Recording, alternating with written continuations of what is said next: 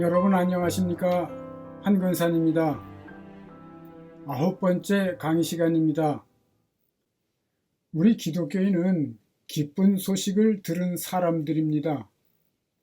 그런데 이렇게 복음을 듣고 오랜 세월이 지난 후에도 천국에 들어가지 못할 뿐 아니라 천국을 볼 수조차 없는 기독교인들이 적지 않습니다.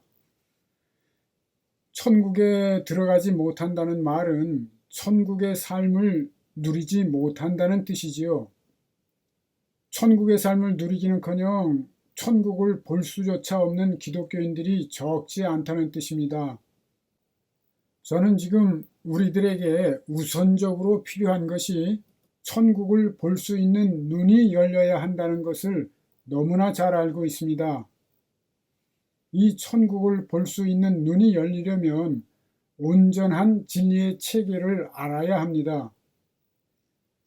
진리를 깨달아가는 만큼 희미했던 천국이 점점 더 뚜렷하게 보이기 때문이지요.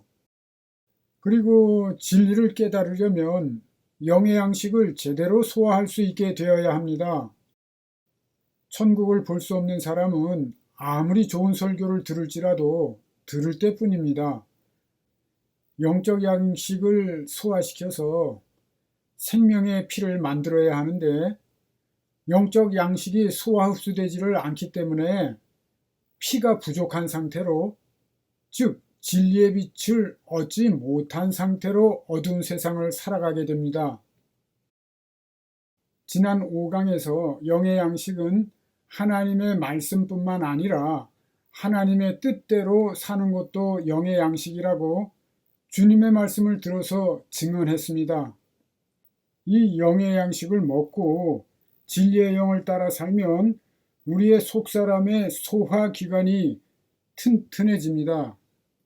젖이나 먹던 우리들이 단단한 음식까지 소화할 수 있게 되는 것이지요. 천국을 볼 수 있으려면 이 소화기관이 제대로 만들어져서 의의 말씀을 경험해가며 진리들을 잘 소화시킬 수 있을 정도가 되어야 합니다.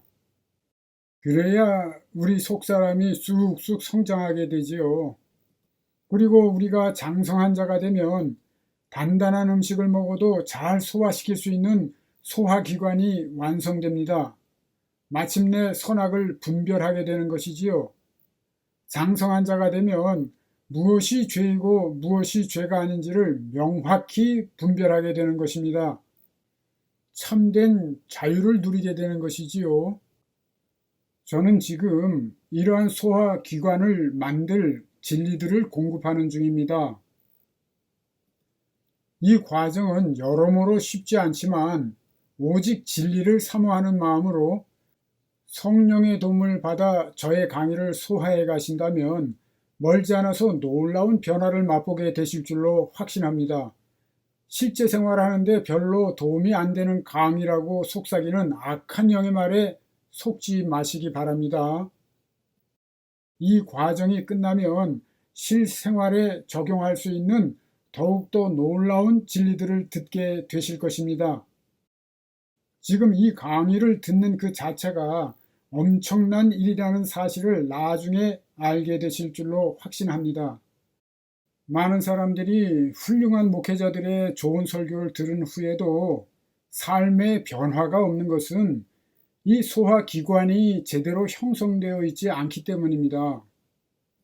한편 아무리 좋은 설교 같아 보이더라도 그 안에 진리를 벗어난 말들이 섞여 있게 마련입니다. 또한 아무리 별 볼 일 없어 보이는 설교일지라도 거기에 주님의 음성이 들어있는 경우가 대부분입니다. 튼실한 소화기관과 면역체계를 갖추게 되면 어떠한 말을 들을지라도 해를 입거나 속지 않게 되고 응용할 수 있는 능력을 갖게 됩니다. 좋은 소화기관이 형성되면 여러분들은 후배나 어린아이들의 입에서 나오는 말에서도 주님의 음성을 듣게 되실 겁니다. 그래서 주님께서는 종종 들을 귀 있는 자들은 들으라고 말씀하신 겁니다. 자, 이제 본 강의를 시작하겠습니다. 지난 6번째 강의에서 사람은 원래 육체는 죽어도 살아나게 되어 있다는 것이 진리라고 말씀드렸지요.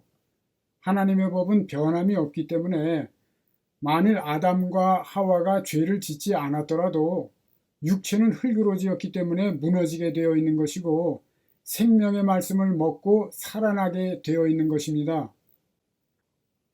그렇기 때문에 하나님께서는 아담과 하와가 선악과를 먹고 죄를 지었을 때 영생하지 못하도록 생명나무 과실을 따먹지 못하게 에덴 동산 밖으로 내쫓아 버리지요.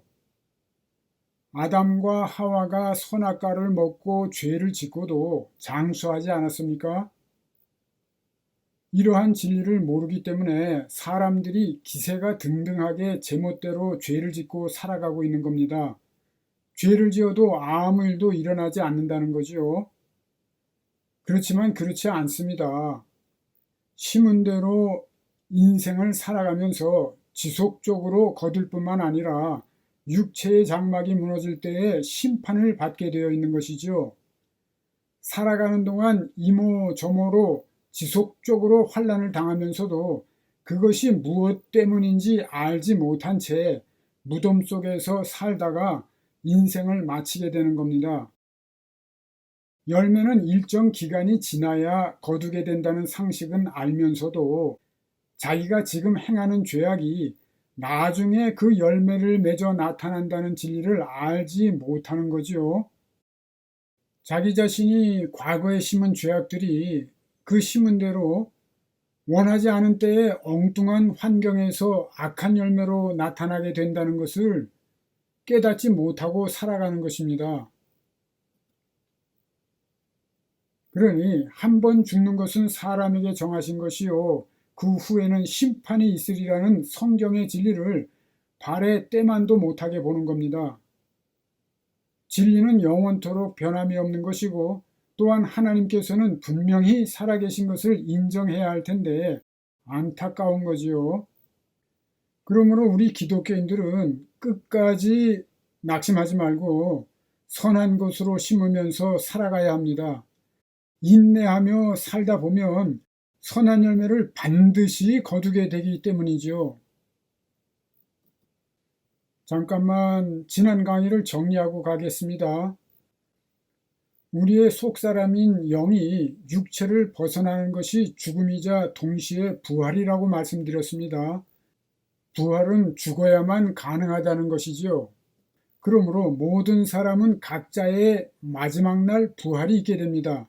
그리고 인류 최후의 날 주님께서 만물을 발 아래 두신 때에 나라를 하나님 아버지께 드리기 위해서 오십니다. 그때에는 모든 사람의 육체의 장막이 무너지면서 어떤 형태로든 부활하게 되는데 우리는 이 육체 밖에서 주님을 보게 되는 것입니다. 육체적으로는 모두가 죽음을 맞게 되는 것이며 그때 홀연히 부활하게 된다는 뜻입니다. 여기에 대해서도 시간 관계상 별도로 강의할 것입니다.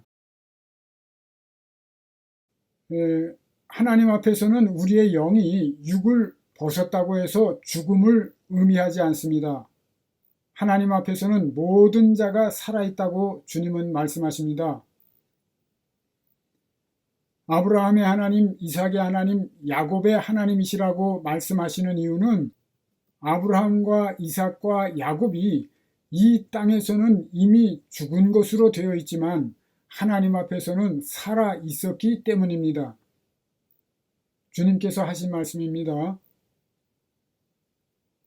죽은 자가 살아난다는 것은 모세도 가시나무 떨기에 관한 글에서 주를 아브라함의 하나님이요 이삭의 하나님이요 야곱의 하나님이라 칭하였나니 하나님은 죽은 자의 하나님이 아니요 살아있는 자의 하나님이시라.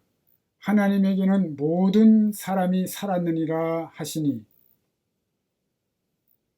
자, 죽은 자가 살아난다는 것은 부활을 의미하는데 이에 대해서 말하건대 아브라함과 이삭과 야곱이 살아있다고 말씀하고 계신 것이지요.